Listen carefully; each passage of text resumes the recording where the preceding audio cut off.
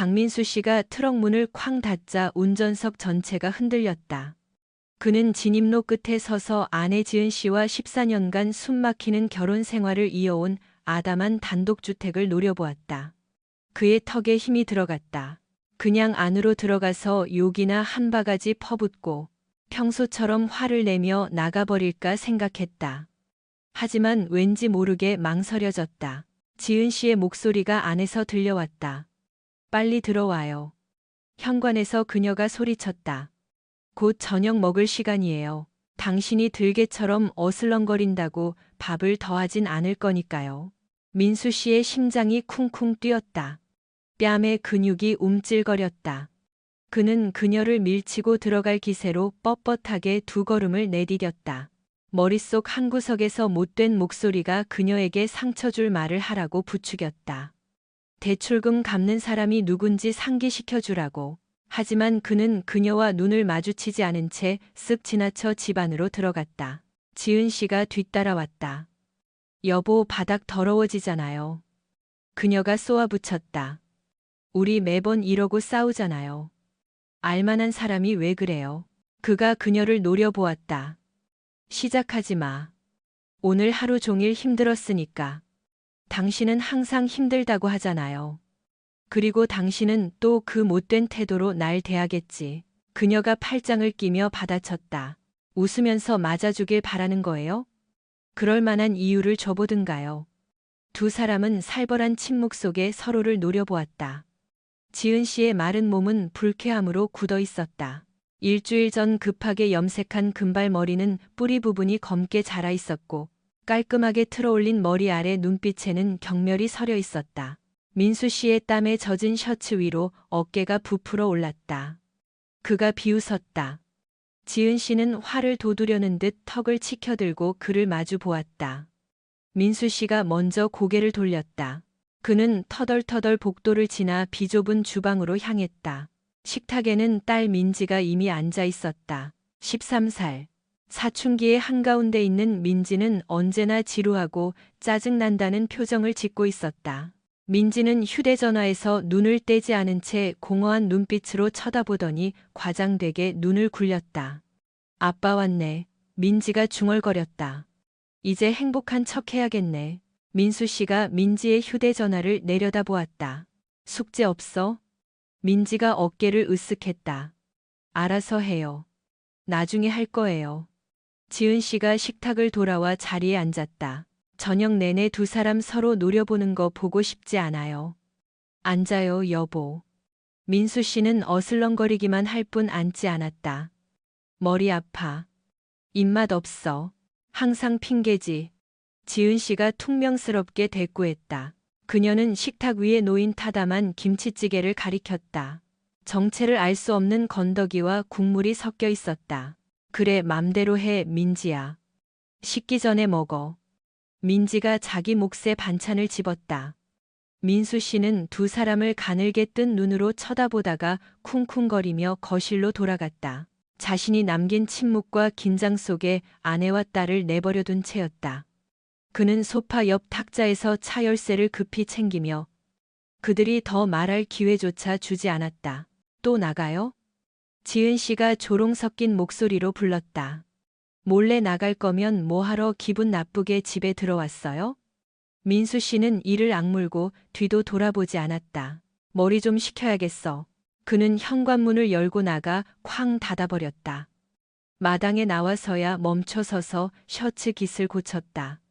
그는 다시 자신의 트럭을 멍하니 바라보았다. 차 안에서는 패스트푸드 포장지와 오래된 커피 냄새가 진동했다.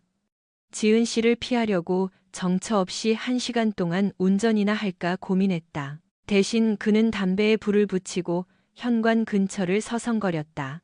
여름 내내 물 한 번 주지 않아 말라비틀어진 잔디가 발밑에서 바스락거렸다. 뒤에서 발소리가 들렸다. 지은 씨가 나왔다. 그녀는 팔짱을 낀 채 문틀에 기대 섰다. 이혼하고 싶어요, 여보? 그녀가 차갑게 물었다. 또 헤어지겠다고 협박할 거면 이번엔 진짜로 해요. 민수 씨는 담뱃재를 털며 깊은 숨을 들이쉬었다. 내가 왜 당신이랑 이혼해? 그가 비꼬는 말투로 말했다. 우리 완벽한 가족이잖아. 피해자인 척하지 마. 당신은 항상 그래. 문제를 일으키는 걸 좋아하잖아. 지은 씨가 윗입술을 비틀며 말했다. 당신은 모든 걸 내 탓으로 돌리죠. 그가 더 가까이 다가가 연기를 그녀 얼굴 쪽으로 내뱉었다. 당신이 일을 더 쉽게 만들잖아. 그가 말했다. 폐차장에서 하루 종일 일하고 집에 오면 당신 잔소리만 듣고. 이건 결혼 생활이 아니야. 감옥이지.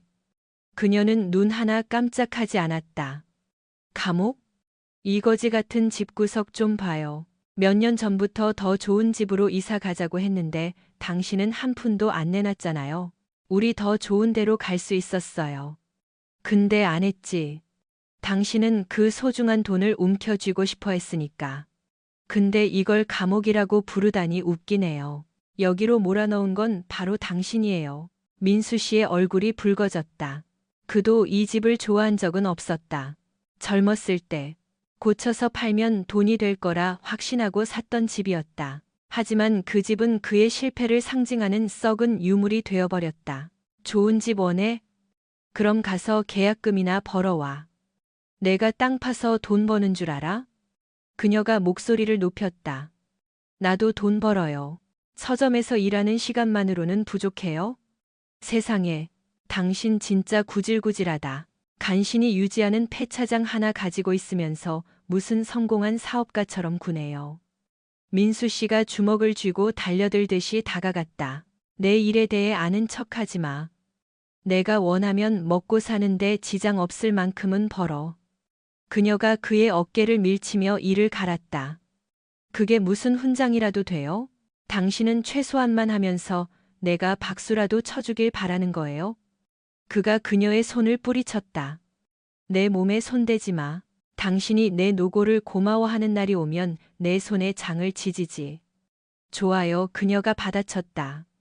나를 무시하는 남자한테 고마워할 일은 절대 없을 테니까. 두 사람은 다시 침묵 속에서 서로를 노려보았다. 마침내 민수 씨가 피우던 담배를 바닥에 던지고 구둣발로 비벼 껐다. 난 끝났어. 그가 으르렁거리며 현관을 내려갔다. 가버려요. 꼴도 보기 싫으니까. 지은 씨가 쏘아붙이고는 돌아서서 들어가 버렸다. 보통은 더 심한 말을 주고받으며 헤어지곤 했지만 이번에는 정말 끝난 것 같은 기분이 들었다. 지은 씨는 문을 쾅 닫아버리고 그를 밖에 세워두었다. 그는 욕설을 중얼거리며 트럭으로 걸어갔다. 열병처럼 분노가 치밀어 올랐고 다시 문을 두드려 들어가서 계속 소리 지르고 싶은 충동과 싸웠다. 대신 그는 운전석에 올라타 시동을 걸고 집을 빠져나왔다. 2시간 후 민수 씨는 허름한 술집 뒷주차장에 차를 세웠다. 네온사인이 깜빡거리고 있었다. 그는 마치 그 간판이 마법 같은 해결책이라도 줄 것처럼 멍하니 쳐다보았다. 안으로 들어서자 쏟아진 맥주와 싸구려, 술 냄새가 코를 찌를 듯했다. 그는 낡은 바 의자에 주저앉았다. 바텐더가 다가왔지만 거의 쳐다보지도 않았다. 그는 그저 위스키 스트레이트라고 중얼거렸다. 그녀는 말없이 술을 따라주었다. 침묵 속에 몇 분이 흘렀다. 뒤쪽 테이블의 남자들이 하루 일과를 얘기하며 낄낄거리고 비아냥거리는 농담을 주고받았다. 누군가 꼰대 농담을 하는 것 같아 민수 씨는 저절로 긴장했다. 평생 들어온 말이었다. 자신의 체면을 지킬 만큼 신경 쓰는 건 아니었지만 여전히 거슬리는 말이었다. 그는 그들이 자신에 대해 말하는 게 아니라고 단정짓기로 했다. 여기엔 그를 아는 사람이 아무도 없으니까. 한숨을 쉬며 위스키를 한 모금 마셨다. 천천히 음미하고 싶었지만 우라가 치밀어 벌컥벌컥 들이켰다. 한 잔 더 시키고 휴대전화를 꺼냈다. 화면을 멍하니 바라보았다. 지은 씨, 딸, 모르는 번호. 아마도 스팸 문자일 부재중 전화들이 와 있었다. 지은 씨가 위로의 말이라도 보냈나 싶어 스크롤을 내려보았다. 마지막 문자는 민지가 보낸 것이었다. 엄마 엄청 화났어요. 아빠 집에 안 들어온다고 난리 났어요. 정말이냐? 민수 씨는 전화기를 부숴버리고 싶은 충동을 억누르려 애썼다. 딸에게까지 훈계 듣는 건 견딜 수가 없었다. 민지가 제 엄마가 얼마나 독한 여자인지 알았다면 아빠가 왜 나갔는지 궁금해하지도 않았을 것이다. 그는 전화기를 내려놓고 위스키를 한 모금 더 마셨다. 시간이 흐릿하게 지나갔다. 마침내 그는 계산을 하고 비틀거하며 밖으로 나와 바텐더에게 웅얼거리며 고맙다고 했다. 밤 공기가 정신을 좀 들게 했다. 다음 날 아침 그는 읍내 외곽의 허름한 모텔에서 깼다. 입안에서는 술 냄새가 진동했고 머리는 깨질 듯 아팠으며 전화기는 알림으로 계속 진동했다. 금간 화면 너머로 폐차장 직원 중 한 명인 미영 씨의 음성 메시지가 보였다. 그는 전화를 걸었다. 미영 씨의 목소리는 지직거렸다. 사장님 다음 경매 때 차 몇 대나 가져오실 건지 확인하려고요. 그리고 김 기사가 지난번 들어온 차들 미션 확인하러 왔었는데 사장님 안 계신다고 했어요. 별일 없으신 거죠? 민수 씨는 억지로 몸을 일으켰다. 목이 따끔거렸다. 기침을 하고 목을 가다듬었다. 미영 씨, 그가 쉰 목소리로 말했다. 금방 갈게. 김 기사 걱정은 말고. 내가 처리할게. 김 기사는 오랜 친구였지만 요즘 민수 씨에게 그는 그저 대체 정비공일 뿐이었다. 민수 씨는 김 기사에게 차 수리비로 꽤 넉넉하게 주고 있었다. 하지만 어느 순간부터 그들의 우정에 금이 가기 시작했다. 민수 씨는 김 기사가 뒤에서 자신을 게으르다거나 무능하다고 비웃는다고 의심했다. 민수 씨는 대놓고 따진 적은 없었지만 긴장감은 계속 맴돌았다. 알겠습니다, 사장님. 미영 씨가 부드럽게 말했다. 목소리가 피곤해 보이시네요. 정말 괜찮으신 거죠? 그가 한숨을 쉬었다. 괜찮아. 집사람이랑 좀 다퉈서 그래. 가서 경매 목록 마무리할게. 나머지는 그때 처리하자. 그는 전화를 끊고 얼굴을 문질렀다. 지은 씨를 어떻게 대해야 할지 계획이 없다는 걸 깨달았다. 어쩌면 영영 돌아가지 않을지도 모른다. 그 생각이 들자 설렘과 불안이 동시에 밀려왔다. 결정을 내리니 기분은 좋았다. 그는 모텔을 나와 주차장으로 향했다. 폐차장 사무실에서 미영 씨가 걱정스런 눈빛으로 그를 쳐다보았다. 그녀는 일 처리가 꼼꼼한 유능한 경리였다. 30대인 그녀의 머리는 단정하게 묶여 있었다. 사장님, 집안에 무슨 일 있으세요? 그가 어깨를 으쓱했다. 그냥 늘 있는 일이지 뭐. 집사람은 화나 있고 민지는 삐져 있고. 미영 씨가 인상을 찌푸렸다. 일 제대로 못하시면 사업에 지장 있을 텐데요. 민수 씨가 얼굴을 찌푸렸다. 내 사생활이랑 이 고철 덩어리들이랑은 아무 상관없어. 일이나 해. 미영 씨가 바닥을 내려다 보았다. 알겠습니다, 사장님. 그럼 내일 경매에서 차 10대 들어옵니다. 김 기사가 일주일 안에 전체 점검 가능하다고 했어요. 민수 씨는 책상으로 가서 청구서들을 뒤적거렸다. 좋아. 월요일 전까지 김 기사한테 넘겨. 내가 나중에 갈 테니까. 문 열리는 소리가 들렸다. 김 기사가 들어왔다. 기름때 묻은 손을 한 키 큰 남자였다. 그는 거만한 미소를 짓고 있었다. 민수야. 재수 씨랑 또 한바탕 했다며 그가 너무나 태연하게 말했다. 괜찮냐? 민수 씨는 김 기사의 미소가 점점 커지는 게 싫었다. 내가 너한테 돈 주는 건 차 고치라고 주는 거지 참견하라고 주는 거 아니다. 그가 으르렁거렸다. 미션이나 신경 써. 김 기사는 어깨를 으쓱하며 항복하듯 두 손을 들어 보였다. 진정해, 친구. 그냥 안부 묻는 거잖아. 민수 씨는 짜증 섞인 대꾸를 삼키며 이를 악물었다. 그게 다냐? 김 기사가 고개를 숙였다. 그래, 난 간다. 그는 느긋하게 정비소 쪽으로 걸어갔다. 민수 씨는 김 기사가 떠나는 모습을 보며 증오심이 솟구쳤다. 김 기사가 자신의 결혼 생활 문제를 듣고 즐거워하는 것 같아 의심스러웠다. 미영 씨가 헛기침을 했다. 정말 저 사람 계속 쓰실 거예요? 요즘 말이 좀 많아지기 시작했는데요. 민수 씨는 카운터를 꽉 잡았다. 그래도 이 동네에서 제일 실력 좋은 정비공이야. 호기심 많다고 자를 순 없지. 미영 씨는 고개를 끄덕였지만 눈빛은 동의하지 않는 기색이었다. 그날 오후 민수 씨는 긴장감을 느끼며 집으로 차를 몰았다. 마당에 자기 옷가지들이 널려 있을 거라 확신했다. 하지만 마당은 그대로였다. 마른 풀과 잡초가 여기저기 흩어져 있었다. 그는 차를 세우고 운전대 뒤에서 머뭇거리다가 마침내 용기를 내어 집 안으로 들어갔다. 거실에서 리얼리티 쇼 같은 걸 보고 있는 지은 씨가 보였다. 그녀는 돌아보지 않았다. 결국 들어왔네. 그가 턱을 앙다물며 말했다. 내 짐 챙기러 왔어. 여기서 지낼 거라고는 안 했잖아요. 그녀는 TV를 보며 심드렁하게 비웃었다. 지내든 가든 상관없어요. 애처럼 떼쓰면서 쿵쿵거리지만 않으면요. 그가 더 가까이 다가갔다. 목소리가 낮게 깔렸다. 내가 케이블 TV 요금 내주니까 당신이 그거 볼 수 있는 거야. 그녀가 경멸하듯 웃었다. 지겨운 레퍼토리네요, 여보. 돈으로 생색내면서 폼 잡고 싶어 하는데. 정작 이 구질구질한 곳 유지할 돈도 간신히 벌잖아요. 당신은 항상 망하기 직전이잖아요. 씁쓸하고 뒤틀린 분노가 그 안에서 솟구쳤다. 적어도 난 직업은 있어. 그렇죠. 그녀가 받아쳤다. 중고차 팔이. 참 존경스럽네요. 그녀가 코웃음 쳤다. 당신 딸이 반 친구들한테 아빠 직업 자랑하고 싶어 하지 않는다고. 나 원망하지 마요. 그가 굳어졌다. 민지가 그랬어? 그럴 수도 있죠. 애들이 원래 말이 많잖아요. 당신이 애 교육을 참 잘 시켜서 나한테 대들게 만들었나 보네.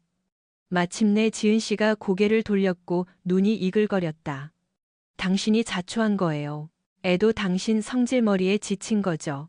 우리 둘 다요. 그가 소리 지르려는데 복도에서 발소리가 들려 민지가 왔음을 알렸다. 민지는 헤드폰을 쓴 채 휴대전화를 들고 있었다. 인상을 찌푸리며 쳐다보았다. 엄마, 아빠 좀 조용히 해요.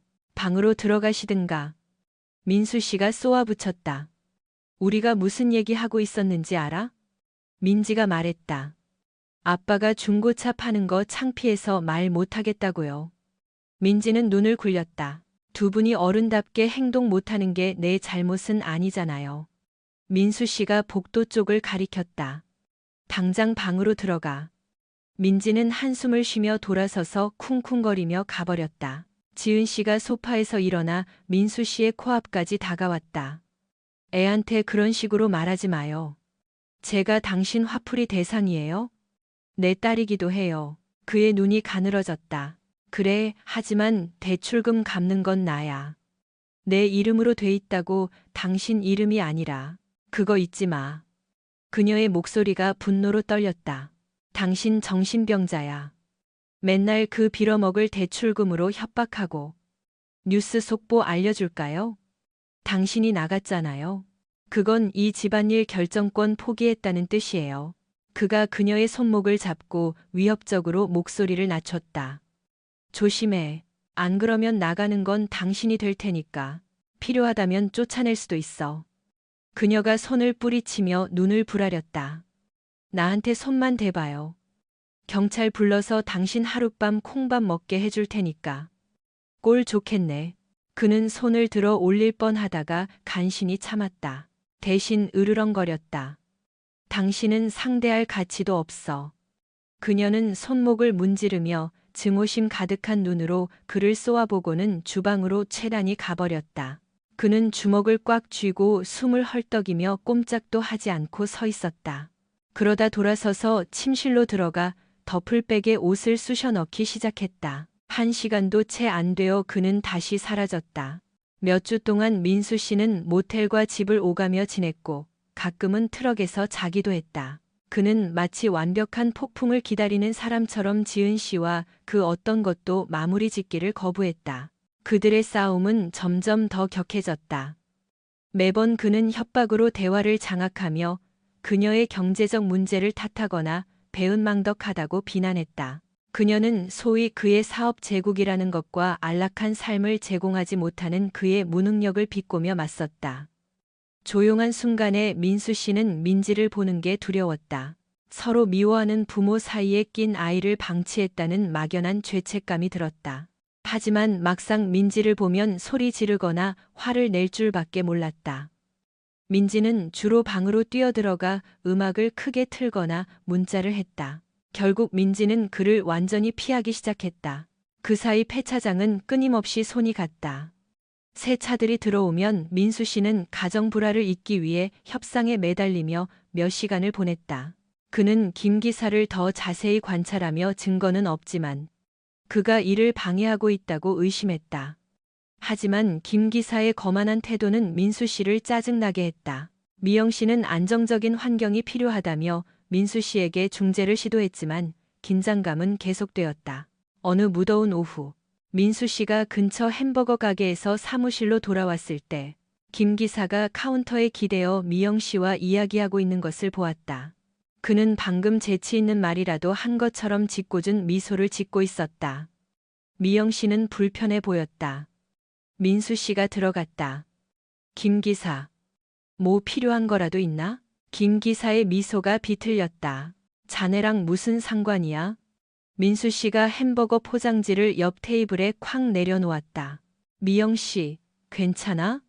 그녀는 딱딱하게 고개를 끄덕였다. 네, 사장님.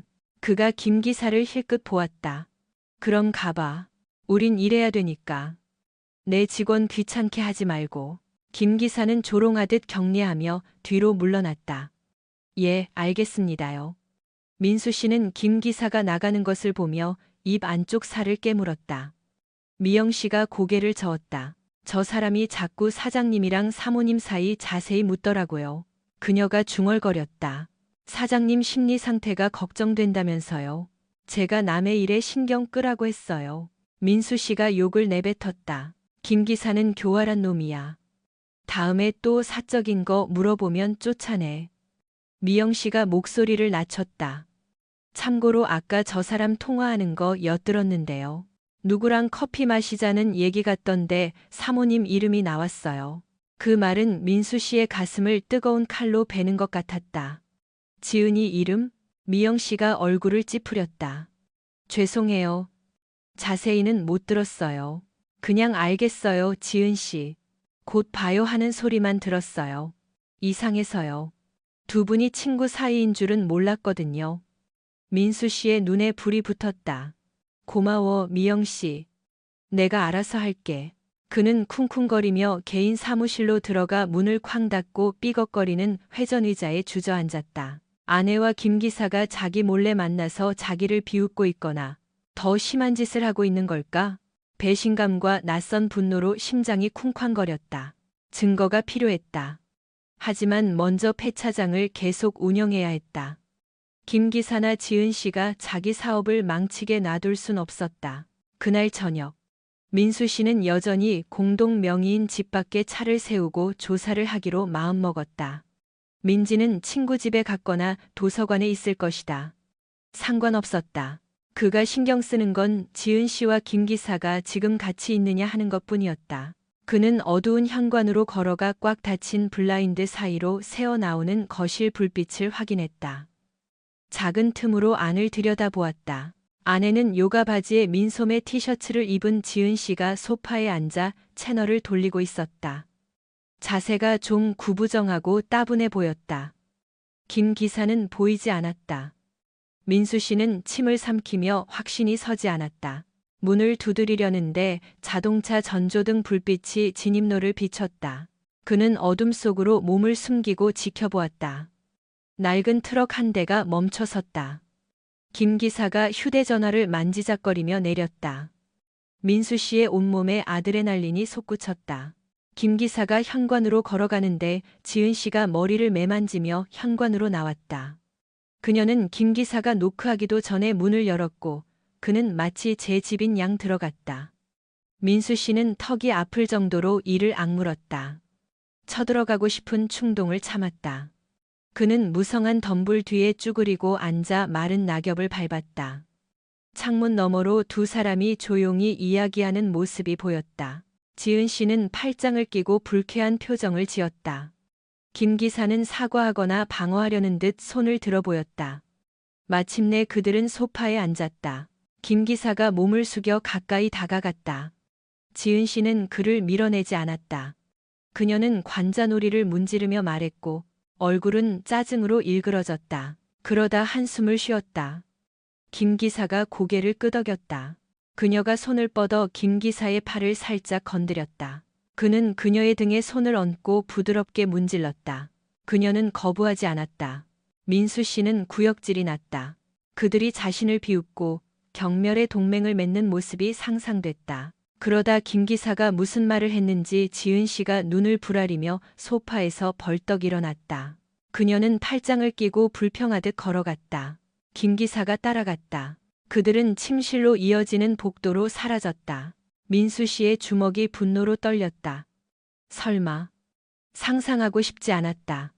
창문을 깨부수고 들어가 김 기사를 갈기갈기 찢어버리고 싶었다. 대신 뒤틀린 자기 보호 본능이 그를 증오에 가득 찬 채 트럭으로 물러나게 했다. 차를 몰고 가면서 심장이 미친 듯이 뛰었고 폭력적인 환상이 머릿속을 맴돌았으며 아내가 자신을 존중한다는 환상은 모조리 깨져버렸다. 이용당하고 모욕당한 기분이었다. 그들과 맞서면 지은 씨는 면전에서 비웃거나 경찰을 부르겠다고 협박할 것이다. 계획이 필요했다. 이제 민수 씨는 김 기사가 단순한 정비공 이상이라는 것을 확신했다. 그는 지은 씨의 절친한 친구, 어쩌면 그 이상이 되어 있었다. 민수 씨는 며칠 동안 지은 씨와 민지를 피했다. 그는 멍하니 앉아 재산을 지킬 여러 방법을 구상했다. 지은 씨가 자기를 쫓아내고 김 기사와 살 수 있다고 생각한다면 큰 오산이었다. 그 와중에도 그는 김 기사의 위선에도 불구하고 작업 진행 상황을 보고하라고 요구했다. 자기 몰래 지은 씨와 자면서 일까지 농땡이 피우게 놔둘 순 없었다. 그 며칠 동안 민수 씨는 모든 일에 신경질적이었다. 미영 씨가 명의 이전 문제에 대해 이야기할 때도 버럭 화를 냈다. 손님이 할인을 요구했을 때도 거의 욕을 할 뻔했다. 민수 씨 기분이 안 좋다는 소문이 퍼졌고 많은 사람이 그를 피하기로 했다. 김 기사는 의심스러울 정도로 정중하게 행동했다. 농담도 거의 하지 않았다. 이제 민수 씨가 다가가면 김 기사는 재빨리 전화를 끊었다. 미영 씨는 민수 씨에게 김 기사가 겁을 먹은 것 같다고 추측했다. 어느 날 오후 힘든 거래를 마친 후 민수 씨는 정비소 근처 구석으로 김 기사를 몰아넣었다. 기름 묻은 걸레들이 근처 작업대에 쌓여 있었다. 공기 중엔 기름 냄새가 진동했다. 김 기사. 민수 씨가 퉁명스럽게 말했다. 얘기 좀 하자. 거짓말하지 말고. 김 기사의 눈이 가늘어졌다. 무슨 얘기? 민수 씨가 팔짱을 꼈다. 며칠 전 저녁에 자네가 지은이 보러 간 거 알아. 김 기사는 너무 오래 망설였다. 재수 씨가 와달라고 부탁했어. 차에 문제가 생겨서. 개인적인 일이야. 민수 씨가 가슴이 닿을 듯이 가까이 다가갔다. 거짓말 좀 그만해. 내 뒤에서 내 마누라 몰래 만나고 다니잖아. 그걸 개인적인 일이라고 부르냐? 나를, 내 가정을 파탄 내려는 거냐? 김 기사가 두 손을 들고 과장되게 어깨를 으쓱했다. 자네 가정? 자네가 떠났잖아. 재수 씨는 만나고 싶은 사람 만나는 거지. 그 말은 민수 씨의 자존심을 찔렀다. 지은이가 그러대? 내가 나갔으니까 아무 놈이나 집으로 불러들여도 된다고? 김 기사의 얼굴이 찌푸려졌다. 야, 진정해. 가정 못 지킨 건 너야. 사업도 제대로 못 꾸려가면서. 민수 씨가 김 기사의 멱살을 잡았다. 목소리가 분노로 떨렸다. 내 사업이나 가정에 대해 함부로 입 놀리지 마. 알았어? 김 기사는 겁먹은 기색 없이 노려보았다. 이거 놔. 민수 씨가 눈을 부라리며 더 꽉 쥐었다. 김 기사가 주먹을 쥐었다. 그때 미영 씨가 뛰어들어와 그만하세요. 라고 소리치지 않았다면 둘 중 하나가 먼저 주먹을 날렸을지도 모른다. 그녀는 민수 씨의 팔을 보고 세게 잡아당겼다. 민수 씨는 여전히 분에 떨며 김 기사의 멱살을 놓았다. 김 기사는 이를 악물고 뒤로 물러났다. 그는 떨리는 숨을 내쉬더니 민수 씨를 옆으로 밀치고 문 쪽으로 걸어갔다. 다음엔 손 조심해. 김 기사가 문에서 돌아서며 말했다. 넌 내 상사 아니야. 난 프리랜서라고. 그럼 관두든가. 민수 씨가 가슴을 들썩이며 으르렁거렸다. 김 기사의 입꼬리가 올라갔다. 아니, 넌 내가 필요해. 하지만 우리 계약을 끝내고 싶다면 난 먹고 살만해. 내가 내 문제에 신경 써줄 거란 기대는 마. 김 기사는 그렇게 가버렸다. 미영 씨가 눈을 동그랗게 뜨고 민수 씨를 쳐다보았다. 사장님, 계속 이러실 순 없어요. 좋은 기술자들 다 잃으실 거예요. 민수 씨가 코웃음 쳤다. 저놈은 좋은 기술자 아니야. 배신자지. 지은이한테 달려가고 싶으면 가라지. 난 다른 사람 구할 거야. 그녀가 고개를 저었다. 사장님 성질머리가 사장님을 망칠 거예요. 제가 다른 정비공 알아볼게요. 처음부터 다시 시작할 수 있어요. 그는 이 사업이 김 기사의 기술에 얼마나 의존하고 있는지 생각하며 망설였다. 그래, 좋아. 그가 무뚝뚝하게 말했다. 약해 보이는 게 싫었다. 알아봐. 하지만 새 정비공한테 돈 많이 주진 않을 거야. 미영 씨는 고개를 끄덕이고 걱정스런 표정으로 서둘러 나갔다. 그날 밤, 민수 씨는 다시 그 허름한 모텔에 있었다. 불쾌함과 만족감, 분노가 뒤섞인 감정이 그를 태웠다. 김 기사와 맞서면서 자신이 만만한 사람이 아니란 걸 증명했지만 이제 지은 씨가 김 기사한테 이 얘기를 들으며 비웃거나 심지어 그를 침대로 끌어들이는 상상이 들었다. 굴욕감이 뼈에 사무쳤다. 그는 비좁은 방에서 혼자 위스키 반병을 비우며 그들에게 복수하고 망신줄 시나리오를 끊임없이 구상했다. 3일 뒤 밤 사단이 났다. 민수 씨가 호텔 침대에서 졸고 있는데 민지에게서 다급한 전화가 와서 깜짝 놀랐겠다. 아빠, 민지가 급하게 말했다. 엄마가 물건 집어던지고 대출금 때문에 소리 지르고 난리 났어요. 아빠가 우리 쫓아낼 거라고 협박했대요.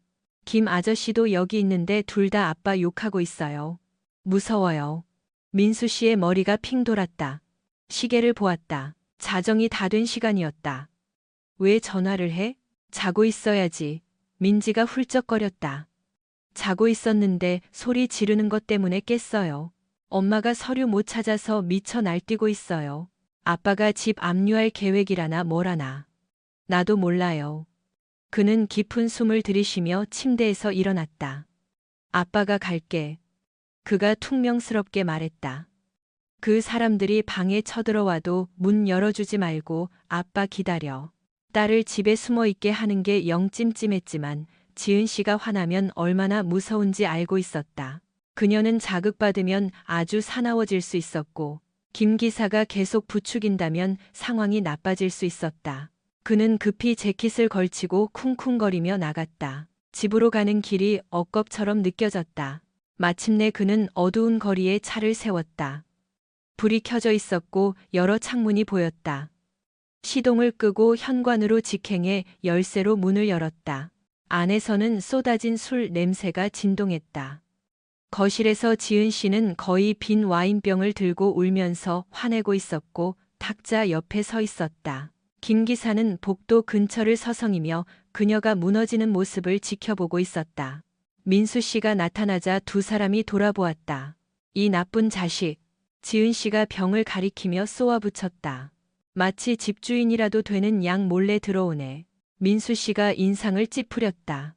그건 인정하지. 다치기 전에 그 병 내려놔. 김 기사가 눈을 부라리며 나섰다. 이래라 저래라 하지 마. 넌 떠났잖아. 넌 가족을 버렸어. 민수 씨가 비웃었다. 가족? 너랑 놀아나는 여자는 내 가족 아니야.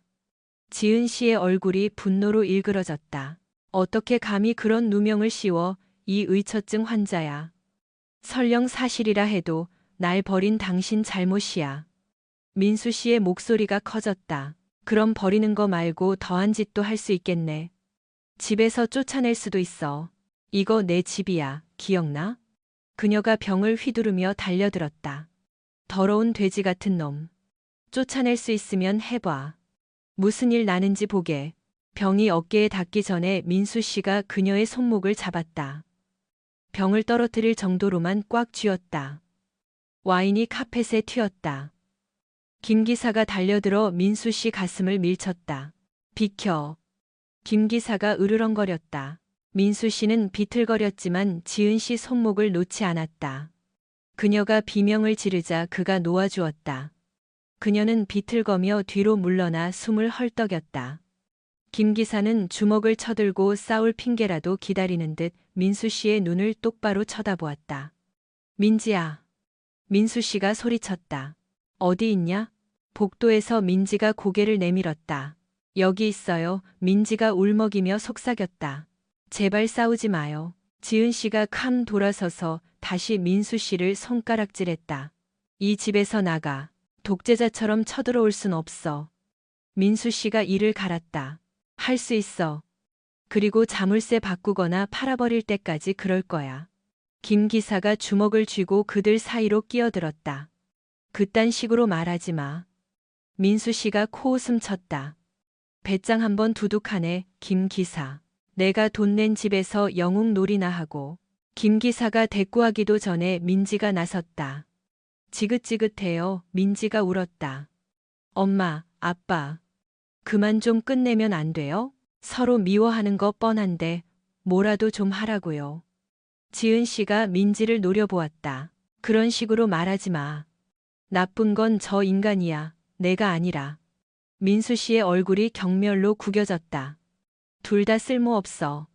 그가 씩씩거렸다. 몇 년 전에 진작 떠났어야 했어. 당신은 거만해, 지은아. 그리고 민지 너도 나을 거 없어. 민지의 입술이 떨렸다. 아빠 입 다물어요. 그녀가 쏘아붙이고는 곧바로 후회했지만 이내 분노가 후회를 삼켜버렸다. 김 기사가 주먹을 날렸다. 민수 씨가 옆으로 피하며 팔꿈치로 김 기사의 옆구리를 쳤다. 김 기사가 헉소리를 내며 비틀거렸다. 지은 씨가 비명을 지르며 김 기사를 도우려 비틀거리며 다가왔다. 민지가 그만하라고 소리쳤다. 민수 씨는 고개를 돌려 난장판을 무시했다. 그는 탁자 위 우편물 더미를 집어들고 뒤적거렸다. 그는 원하던 것을 찾았다. 대출금이 거의 상환되었음을 보여주는 은행 명세서였다. 잘 됐군. 그가 중얼거렸다. 이제 집 팔아서 당신 쫓아낼 수 있겠어, 지은아. 그녀가 거의 침을 뱉듯 말했다. 절대 못해. 여긴 내 집이야. 민수 씨가 쓴 웃음을 지었다. 더 좋은 곳 원했잖아. 알아서 찾아봐야겠네. 난 더 이상 돈 안 될 거니까. 그는 문 쪽으로 돌아섰다. 지은 씨가 그의 재킷을 잡고 놀라울 정도로 센 힘으로 그를 돌려 세웠다. 그녀는 증오심 가득한 눈으로 그를 똑바로 쳐다보았다. 김 기사가 절뚝거며 그녀 뒤에 섰다. 민지는 한쪽에서 입을 막고 서 있었다. 계속 협박만 할 순 없어. 지은 씨가 뜨거운 숨을 그의 얼굴에 내뱉으며 씩씩거렸다. 당신은 괴물이지만 천하무적은 아니야. 그가 그녀를 빤히 쳐다보았다. 두고 봐. 그는 뿌리치고 그들을 뒤로 한 채 나왔다. 문이 어찌나 세게 닫혔는지 문틀이 흔들렸다. 이후 몇 주 동안 민수 씨는 계획을 세우는데 몰두했다. 지인의 소개로 변호사를 선임하고 집을 내놓기 위한 절차를 밟기 시작했다. 그는 지은 씨 명의와 자신의 자산을 분리했다. 그러는 동안 그는 읍내에 머무는 시간을 최소한으로 줄이고 경매장을 다니며 다른 딜러들을 만나고 새로운 거래처를 캤다. 그는 복수심에 불타 천하무적이 된 기분이었다. 그는 자신이 집을 팔아 꽤 큰 목돈을 챙기는 동안 지은 씨와 김 기사가 돈 때문에 허덕이는 모습을 상상했다. 민지와 미영 씨가 어떻게 될지는 신경 쓰지 않았다. 김 기사가 태도 문제로 다른 알바 자리들을 잃어 재정 상태가 엉망이라는 소문이 들렸다. 작은 서점 수입에 의존해야 하는 지은 씨는 끊임없는 스트레스 속에 살고 있었다. 그들은 벼랑 끝에 몰려 있었다. 그 사실이 민수 씨를 기쁘게 했다. 매일 아침 거울 속에 비친 자신의 모습이 점점 더 활기차 보였다. 사생활은 엉망이었지만 적어도 전쟁에서는 이기고 있었다. 그는 미영 씨에게 자잘한 일들을 맡겼다. 그는 중고차 매장 전체를 자신이 만든 유령 회사에 팔아버려 지은 씨가 재산 분할을 요구하지 못하게 막았다. 윤리적인지 아닌지는 상관없었다. 모든 것은 여전히 그의 통제하에 있었고 단지 숨겨져 있을 뿐이었다. 계획은 순조롭게 진행되었다. 미영 씨가 명예 변경을 처리해서 직원들은 새 경영진이 인수한 줄 알았다. 민수 씨는 여전히 가끔 나타났지만 법적으로는 고문일 뿐이었다. 그는 자신의 교활함에 쾌재를 불렀다. 지은 씨는 어떤 부정행위도 증명하지 못할 거라 생각했다. 그리고 최후의 일격이 가해졌다. 그는 변호사를 시켜 지은 씨에게 집 매각에 대한 공식 통지서를 보냈다. 그녀에게는 집을 비워줄 한 달의 시간이 주어졌다. 편지를 받은 다음 날 그녀는 격분하여 전화를 걸었다. 그는 벨이 울리게 두었다가 음성 사서함으로 넘겼다. 그녀의 비명은 거의 알아듣기 힘들었지만 요점은 알 수 있었다. 이 나쁜 자식. 나랑 민지를 빈털터리로 내버려 둘 셈이야? 그는 비웃으며 메시지를 삭제했다. 3일 후 해질녘 그는 새 아파트로 돌아왔다. 방 하나짜리 겸손한 아파트에 싸구려 가구가 채워져 있었지만 온전히 그의 것이었다. 지은 씨도 민지도 어떤 추억도 없었다.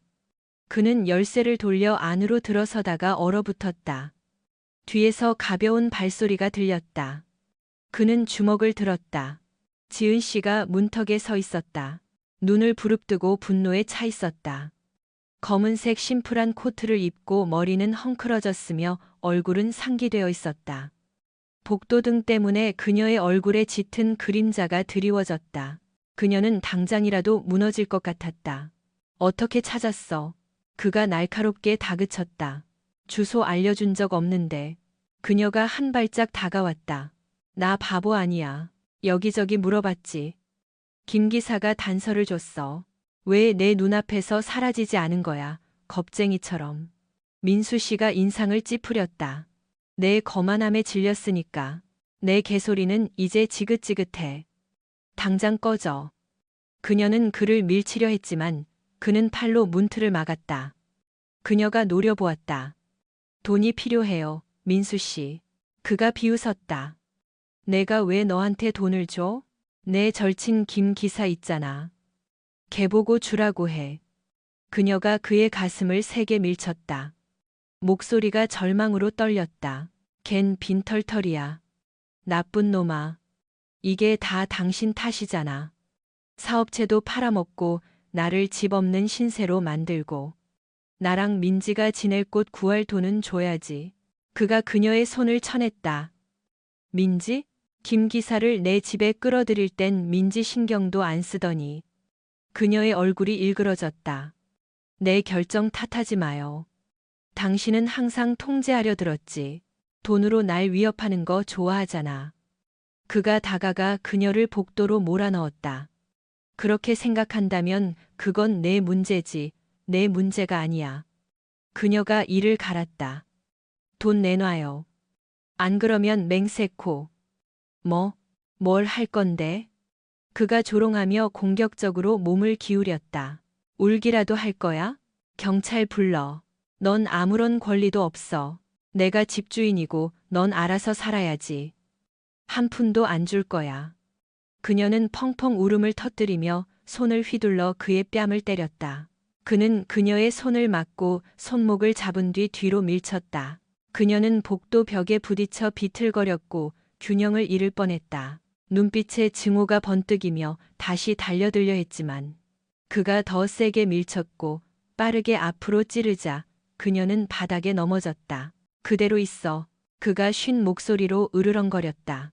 난 너랑 몸싸움하러 온 것도 아니고 내 현금 지급기도 아니야. 그녀는 숨을 헐떡였고 분노가 통제 불능 상태로 변했다. 세 번째로 달려들 기세였지만 그의 위압적인 눈빛에 주저했다.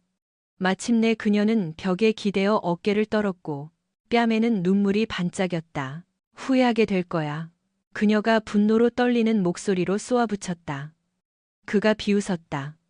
아니, 안 그래. 당장 꺼져. 그녀는 입술을 떨며 일어섰다. 잠시 그녀는 그에게 치명타를 날릴 준비가 된 것처럼 보였다. 대신 그녀는 돌아서서 비틀거리며 복도를 걸어갔고 발소리가 울려 퍼졌다. 그는 그녀가 계단으로 사라지는 것을 지켜보았다. 주먹은 여전히 꽉 쥐어져 있었다. 그는 안으로 들어가 문을 쾅 닫았다.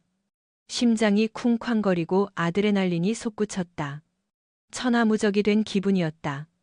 그녀가 뭐라 협박하든 상관없었다. 그는 끝냈다. 되돌아갈 길은 없었다.